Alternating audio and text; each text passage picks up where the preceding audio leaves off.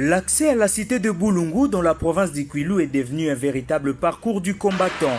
Le route nationale numéro 18 situé à l'entrée des camps Boulungu et 19 situé à la bifurcation des Langa au croisement de la RN1 sont dans un état de dégradation indescriptible. Ces mauvais états de route compliquent non seulement la circulation des véhicules mais aussi l'évacuation de produits agricoles et freinent considérablement les activités économiques locales du chef-lieu du territoire des Boulungu et imposent la famine à Kikwit et à Kinshasa. Face à cette situation, le directeur général de l'Agence congolaise des grands travaux, l'ingénieur Nikon Zaounzao, a dépêché une équipe d'ingénieurs de la direction des études et développement qui s'est ralliée au directeur provincial de l'ACGT Grand Bandundu, l'ingénieur Daniel Ndombelu Sakumunu, pour collecter les données techniques nécessaires à la construction d'une route moderne longue d'environ 65 km. Le tracé partira du PK0 matérialisé par ces experts sur la RN19, traversant ensuite la RN18 pour enfin sortir à ce croisement de la RN1 à l'entrée du camp Boulungu. Les études en cours concernent les aspects géotechniques,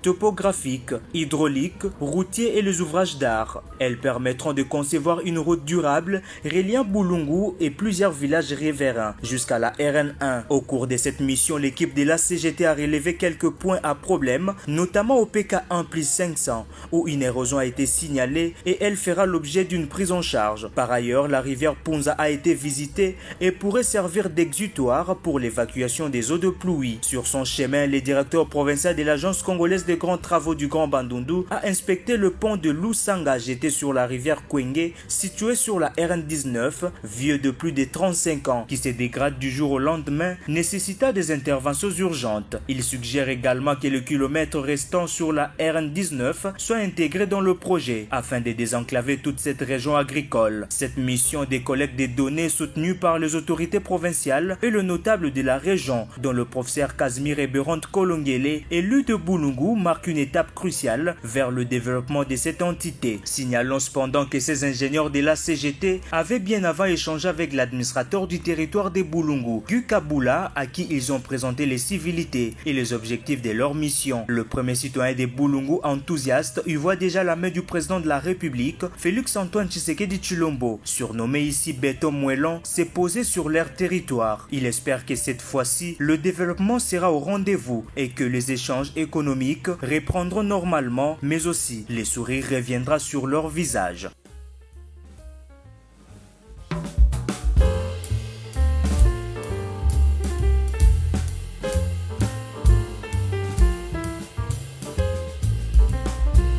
Merci à tous de nous avoir suivis.